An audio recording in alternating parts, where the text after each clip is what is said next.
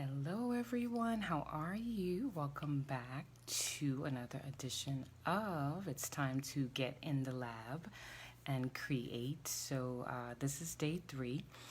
Day 1, we talked about the definition of create, or what it means to be creative. Yesterday,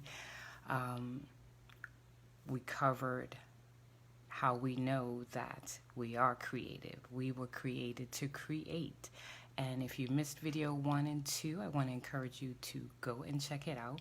But today, covering tips on how to set up the lab. So the lab really for me is terminology for my creative space. So I set up a space in my home, and I call that now the lab.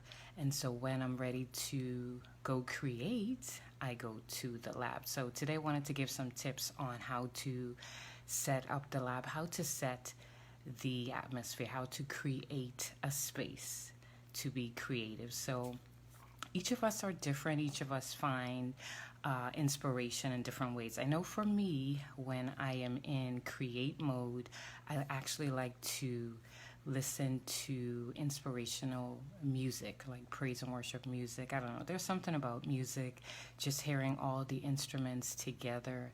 It gives me an appreciation for the art of music, and it's creative. Putting music and words and instruments together, that in itself puts me in an atmosphere of being creative. But for some of you, you may find being around flowers or having wall art with inspirational words on it. You may find that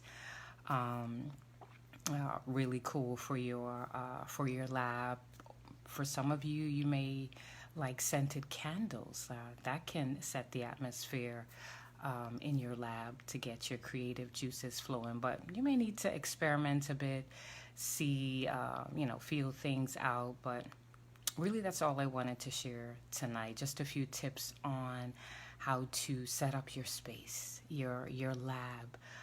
But you definitely want to be intentional about when it's time for you to tap into your creativity. I just had an idea. Some people may find sitting by the pool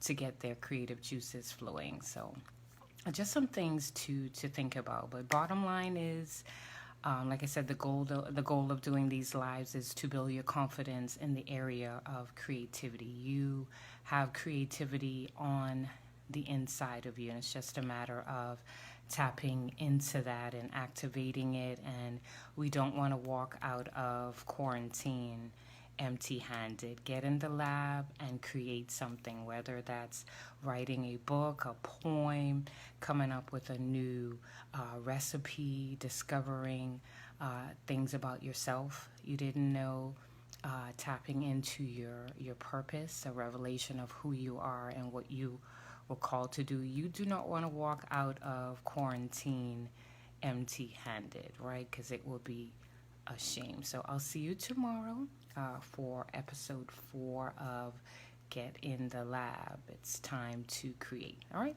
See you later. Bye-bye.